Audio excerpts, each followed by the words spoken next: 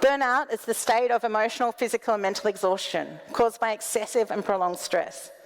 It occurs when you feel overwhelmed, emotionally drained, and unable to meet constant demands.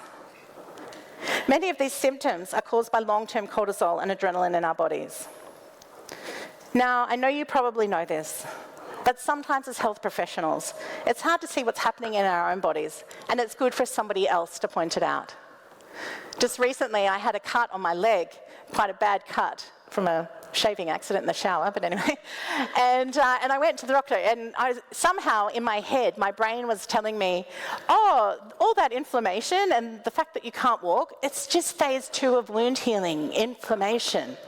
And I went to the GP and showed her. She's like, what? Are you crazy? She's like, what are you doing, woman? This is completely infected. She's like, what is it, day 7? Antibiotics for you straight away. Because sometimes as health professionals, we're so used to teaching things to our patient or telling other people's advice that we find it hard to look at ourselves and see what's going on. So the thing is that the purpose of cortisol and adrenaline in our bodies is supposed to be for a quick and short, immediate fight or flight response. So for trucks heading towards us on the highway, we get that quick shot of adrenaline and cortisol, which is going to give us the energy we need to sprint across the road. But the thing is that our bodies aren't designed to have these hormones raging in continuous peaks and troughs all day, every day. And cortisol over long periods of time basically negatively impacts every single body system. Nobody write that down, it's just a visual. Now these low levels of serotonin, and so one of the things that cortisol can do, which isn't great, is it can make us fat. But another thing that cortisol does is suppress serotonin, our mood stabilizer.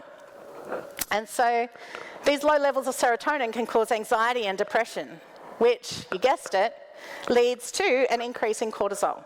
And around we go. So I know my brain is craving cortisol when I start endlessly scrolling through funny cat videos, just for that quick shot of happiness hormone. In fact, in a particularly stressful time of our lives, my husband and I had a habit of happy cat videos each night before bed.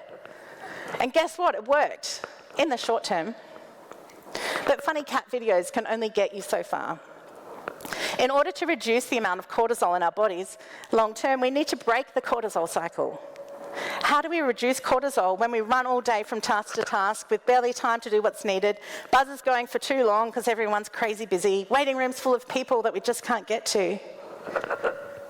By being kind to ourselves and showing self-compassion, otherwise known as self-care.